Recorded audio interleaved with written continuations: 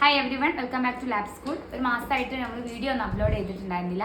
ഒരൊറ്റ പ്രാവശ്യം ഞാൻ വീഡിയോ എടുത്തിട്ടുണ്ടായിരുന്നു, പക്ഷെ അത് റെക്കോർഡ് ആയിട്ടില്ല എന്നുള്ളത് എഡിറ്റിങ്ങിൻ്റെ സമയത്താണ് മനസ്സിലായത്.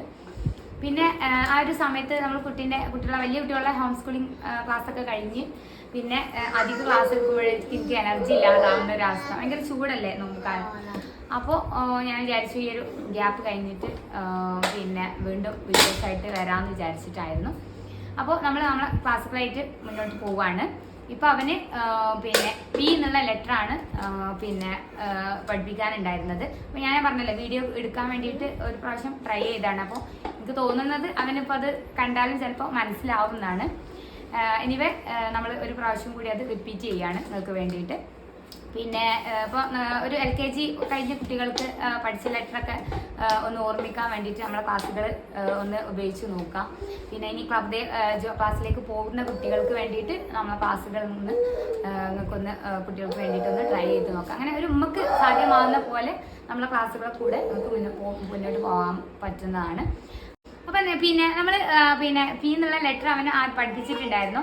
അപ്പം അതിൻ്റെ സൗണ്ട് എങ്ങാനും ഓർമ്മ ഉണ്ടോ എന്നൊന്ന് ചെക്ക് ചെയ്യാം. ആദ്യം നമ്മൾ പി എന്നുള്ള ലെറ്റർ പഠിച്ചിരുന്നില്ലേ?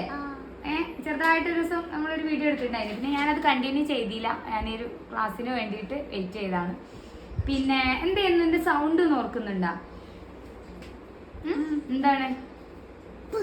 ആ ആ പ പ പ അല്ലേ? ഓക്കെ. അതിന്റെ ഒരു പാട്ടുണ്ടായിരുന്നു. നമുക്ക് ആ പാട്ട് ഒന്നും കൂടി പാടി വെക്കാലോ? പാടി വെക്കാം. ഞങ്ങള് പിന്നെ ക്യാൻഡിൽ ലൈറ്റൊക്കെ കത്തിച്ചിരുന്നു. പിന്നെ ഇവിടെ ഇങ്ങനെ ഒരു ക്യാൻഡിൽ വെച്ചിട്ട് പിന്നെ അത് ഒരു അപകടമാവുക എന്നൊരു പേപ്പറേറ്റ് പിന്നെ ഷാനുണ്ടാക്കി കൊടുത്തതാണ്. അപ്പോൾ ഈ കത്തി പിടിക്കാനുള്ളൊരു അപകടത്തിനുള്ളൊരു ചാൻസ് ഉണ്ടാവേണ്ട വെച്ചിട്ടാണ് ഞാൻ ഇപ്പോൾ കത്തിക്കാതെ അവർക്ക് രസമാവുന്ന തരത്തിലോ അല്ല ആ ഒരു സൗണ്ടൊക്കെ അവർക്ക് ഓർമ്മ ഉണ്ടാകാനൊക്കെ വേണ്ടിയിട്ടാണ് നമ്മൾ അങ്ങനെയൊക്കെ ചെയ്യുന്നത്. അല്ലെങ്കിൽ അങ്ങനത്തെ ഒരു കേക്ക് ഉണ്ടാക്കി അവർക്ക് ഓർമ്മയിൽ നിൽക്കാൻ വേണ്ടിയിട്ടാണ്. പലപ്പോഴും ഞാൻ പിന്നെ നമ്മൾ പഠിപ്പിക്കുന്ന സ്റ്റൈലൊക്കെ കാണുമ്പോൾ നമുക്ക് മനസ്സിലാവുണ്ടാവും. കുട്ടികളൊക്കെ ആ ഒരു ഓർമ്മയിൽ കാര്യം നമ്മൾ പഠിപ്പിക്കുന്ന കാര്യം അവരുടെ ഓർമ്മയിൽ നിൽക്കുന്ന പോലെ അവർ എൻജോയ് ചെയ്യുന്ന പോലെ നമ്മൾ ചെയ്യുമ്പോഴാണ് അത് കുട്ടികൾക്കത് ഓർമ്മയിൽ നിൽക്കുകയും അത് പിന്നെ വീണ്ടും വീണ്ടും അവരത് പിന്നെ ഓർത്ത് അത് പറയാനും പിന്നെ ഒരു ലെറ്റർ അത് കാണുമ്പോൾ ആ സൗണ്ട് അവർക്ക് മനസ്സിൽ പെട്ടെന്ന് വരാനൊക്കെ അവരെ ഹെൽപ്പ് ചെയ്യാം. ഇങ്ങനെ വിളിച്ചാൽ puff out the candle on the pink cake, puff puff puff puff puff puff, puff out the candle on the pink cake, puff puff puff. ഞങ്ങൾ പാടി വെക്കാം. ഇതിങ്ങനെ ഊതുമ്പോഴാണ് ആ പറയണത്. അപ്പ പ എന്നുള്ള സൗണ്ട് അല്ലേ? ഇതിങ്ങനെ ക്യാൻഡിൽ ഇങ്ങനെ കത്തിക്കൂല്ലേ കേക്ക് വെക്കുമ്പോ. അപ്പൊ ഒന്ന് പാടി വെക്കാം. ഇത് കൂടെ പാടി വെക്കോ? puff out the candle on the puff out the candle on the pink cake, puff puff puff puff puff puff, puff out the candle on the pink cake, puff puff puff puff out the candle on the pink cake, puff puff puff puff puff puff.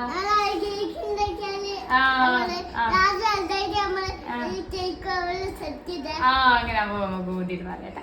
Puff out the candle on the pink cake, puff puff puff puff puff puff, puff out the candle on the pink cake, puff puff. ആസി ഉണ്ട് ഇവിടെ. അപ്പോൾ കുറച്ച് കച്ചറൊക്കെ ഉണ്ട്. പിന്നെ ഞങ്ങൾ കേക്കൊക്കെ കൊടുത്ത് അവിടെ എത്തിയിട്ടുണ്ട്. ഓക്കെ. പിന്നെ അപ്പോൾ നമ്മൾ ഇപ്പോൾ ഈ ഒരു സോങ്ങിലൂടെ അതിൻ്റെ സൗണ്ട് പി എന്ന ലെറ്ററിൻ്റെ സൗണ്ട് അതിക്ക് മനസ്സിലായിട്ടുണ്ടാവും കറക്റ്റായിട്ട്. അതി അല്ലേ? നമ്മളെന്താണ് പിന്റെ സൗണ്ട് എന്താണ്? പി എന്നുള്ള ലെറ്ററിൻ്റെ സൗണ്ട് എന്താണ്? ഇനി നമ്മൾ ഈ ഒരു പിന്നെ ലെറ്റർ കൊണ്ടുള്ള കുറച്ച് പിക്ചറുകളും ഷാനു വരച്ച് തന്നിട്ടുണ്ട്. അപ്പോൾ നമ്മൾ അങ്ങനെ കുറച്ച് പിക്ചറുകൾ വരച്ചിട്ട് നമുക്ക് രണ്ട് രീതിയിൽ ഈ ഒരു വർക്ക് ചെയ്യാൻ പറ്റും. ഒന്ന് നമുക്ക് കുട്ടികളെ കൊണ്ട് ആ പിക്ചറിൻ്റെ ഒക്കെ പേര് പറയിപ്പിച്ചിട്ട് പി കൊണ്ടുള്ള ലെറ്ററിനൊക്കെ ആ ഒരു ഫസ്റ്റ് സൗണ്ട് ഐഡൻറ്റിഫൈ ചെയ്യിപ്പിക്കുക. രണ്ടാമത് നമുക്ക് ഈ ഒരു പിക്ചർ വെച്ചിട്ട് തന്നെ നമുക്ക് അവരോട് പിന്നെ ഒരു പി കൊണ്ട് ലെറ്റർ കൊണ്ടല്ലാത്ത ഒരു ചിത്രം കൂടി വരയ്ക്കാം.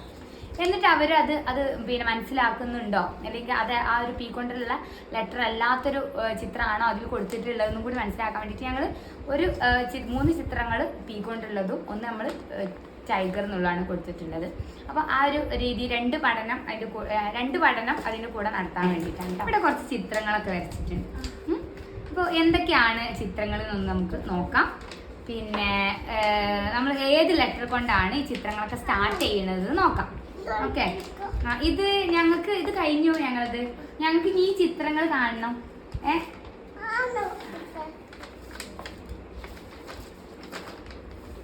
ഓക്കെ, സിനിമാന് ചിത്ര ഫോട്ടോ എടുക്കല്ലേ? ഞങ്ങൾക്ക് തരുമോ? ഞങ്ങൾക്കൊന്ന് നോക്കാൻ തരുമോ? ആ, ഗുഡ് ബോയ്. നിക്കാക്ക വായിക്കുന്നുണ്ടോ നോക്കട്ടെ കേട്ടാ. ആദ്യമ പറ, ഓരോ ചിത്രത്തിന്റെ പേര് പറ. ഇതെന്താ? ആ, പാരറ്റ്. കറക്റ്റ്, പാരറ്റ് ആണ്. പാരറ്റ് എന്നുള്ളത് പാരറ്റ് എന്ന് പറയുമ്പോ ഏത് ലെറ്റർ കൊണ്ട് സ്റ്റാർട്ട് ചെയ്യണത്? അല്ലേ? ഓക്കെ, പി കൊണ്ടാണ് അല്ലേ? ഇതെന്താണ്? പെൻഗ്വിനാണ്. അപ്പൊ ഏത് ലെറ്റർ കൊണ്ട് സ്റ്റാർട്ട് ചെയ്യുന്നത്? ഇതേതാ ലെറ്റർ? ഇതേതാ ചിത്രം? പെൻ. ഏത് ലെറ്റർ കൊണ്ട് സ്റ്റാർട്ട് ചെയ്യും? ഇതേതാ ചിത്രം? ആരാ?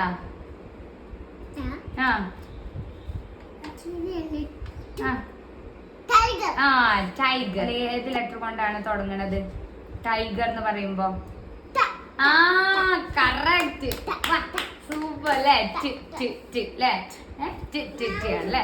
അപ്പൊ അവനത് മനസ്സിലാവുന്നുണ്ട്. അപ്പൊ കുട്ടികൾക്ക് അത് മനസ്സിലാവണം. ചിലപ്പോ നിങ്ങൾ ഫസ്റ്റ് അങ്ങനെ ചെയ്യുമ്പോൾ ചിലപ്പോൾ മനസ്സിലാവണില്ലെങ്കിൽ പിന്നെ ഇങ്ങനെ കുട്ടികളെ ഇങ്ങനെ പറയിപ്പിക്കുക, കുറെ വേർഡ്സുകൾ കൂടെ ഇങ്ങനെ പറയിപ്പിക്കുക.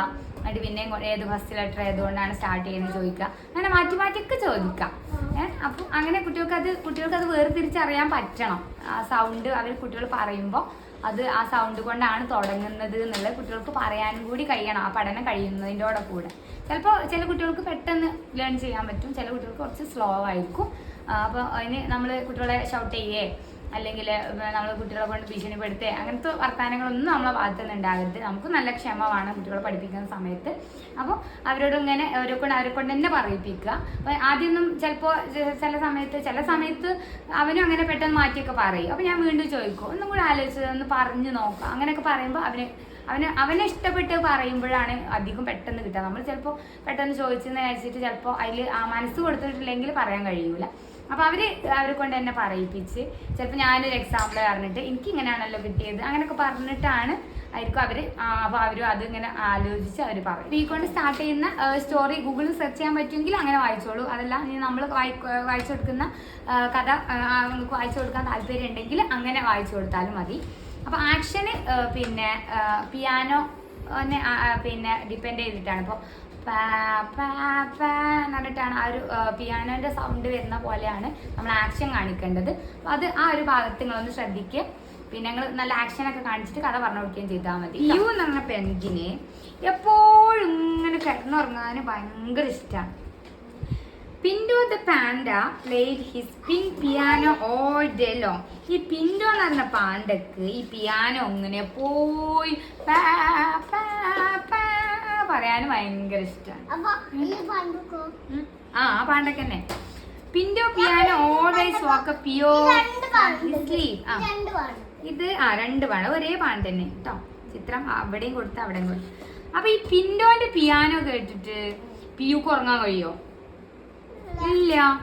സോ പി എന്ത് ചെയ്തോ പിങ്ക് പില്ലോ എടുത്തിട്ട് ആ ഹെഡിന്റെ ഇവിടെ ഇങ്ങനെ സൗണ്ട് കേൾക്കാതെക്കാൻ വേണ്ടിട്ട് ഇങ്ങനെ വെച്ചു. അപ്പൊ പാണ്ടൊക്കെ ഇതൊന്നും അറിയണ്ട. പാണ്ട അത് പറഞ്ഞോക്കാം. സ്റ്റോറി വായിച്ചു. പിന്നെ ഇനി നമുക്ക് എന്താണ് അധികം ഇഷ്ടപ്പെട്ടൊരു കാര്യം, നമുക്ക് പീന്നൊന്നും ഇങ്ങനെ എഴുതി നോക്കിയാലോ? സൂപ്പർ. ഞാൻ പറഞ്ഞപ്പോ തന്നെ ആള് എയറിൽ എഴുതി കഴിഞ്ഞു കേട്ടോ. അത് നമുക്ക് ഭയങ്കര സന്തോഷം ഉണ്ടാകുന്ന ഒരു കാര്യമാണ്. കുട്ടികളത് മനസ്സിലാക്കി അത് പറയുമ്പോൾ സഡൻലി അവർക്ക് അത് ചെയ്യാൻ പറ്റുന്നത് ഒക്കെ നമുക്ക് ഭയങ്കര സന്തോഷമുള്ള കാര്യമാണ്. ഞാനിനി പിന്നെ നമുക്കൊരു കാര്യം ചെയ്താലോ. അപ്പോൾ നിങ്ങൾ പിന്നെ കുട്ടികൾക്ക് അതൊരു ഇൻട്രസ്റ്റ് ആവാൻ വേണ്ടിയിട്ട് ഞാൻ അവനെ കൊണ്ട് ക്ലേ കൊടുക്കുന്നുണ്ട്. അവനെ കൊണ്ട് പീ ഒന്ന് ഉണ്ടാക്കിക്കാൻ പോവാണ് കേട്ടോ. അവനത് ഉണ്ടാക്കുന്നുണ്ടോ നോക്കാം. ഇത് കാണിച്ചു കൊടുക്കട്ടെ. ഓക്കെ, ഇതായിട്ട് പീ ഉണ്ടാക്കി തരുമോ? ഇതിൽ വെച്ച് ഇതിന്റെ മേലെ വെച്ചില്ല.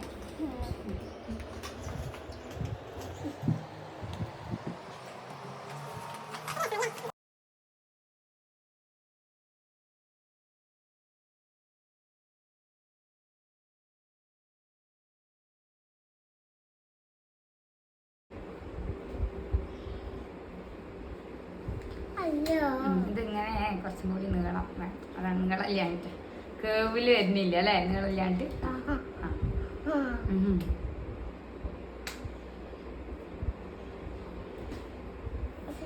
ആദ്യം സ്റ്റാൻഡിങ് ലൈൻ അല്ലേ? ആദ്യം സ്റ്റാൻഡിങ് ലൈന്, എന്നിട്ട് പിന്നെന്ത് ചെയ്യാ? എന്നിട്ട് ഈ കേവ്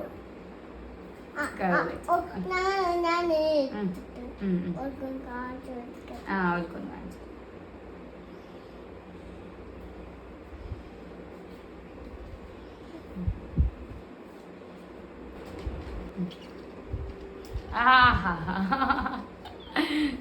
ഇതെന്താണ്?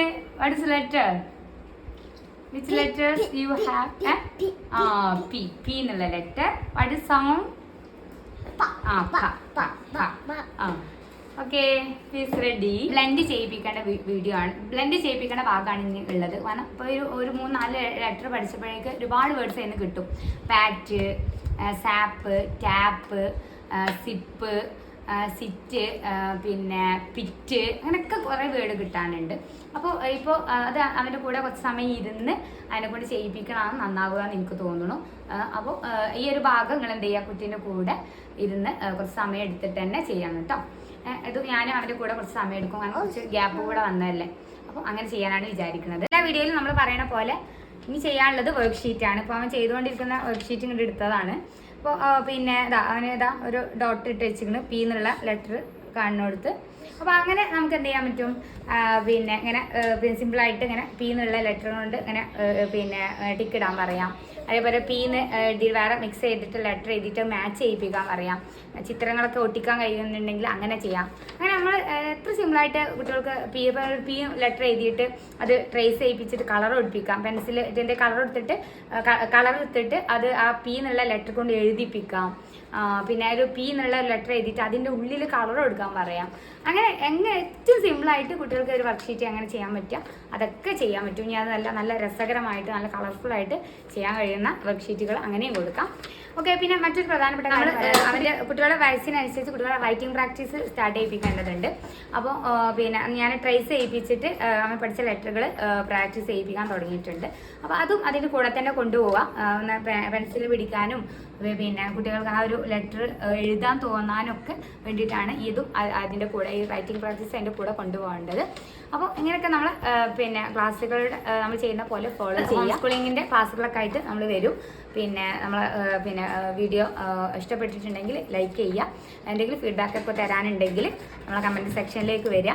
പിന്നെ ഇതുപോലെ കുട്ടികളിപ്പോൾ വെക്കേഷനാണ്, കുട്ടികൾ പിന്നെ ഉപകാരപ്പെടുന്ന ഒരു വീഡിയോ ആണെങ്കിൽ മറ്റേ അമ്മമാർക്ക് വേണ്ടിയിട്ട് ഇതൊന്ന് ഷെയർ ചെയ്യാം. അപ്പോൾ അടുത്ത വീഡിയോയിൽ വരാം. അതുവരെ ബൈ.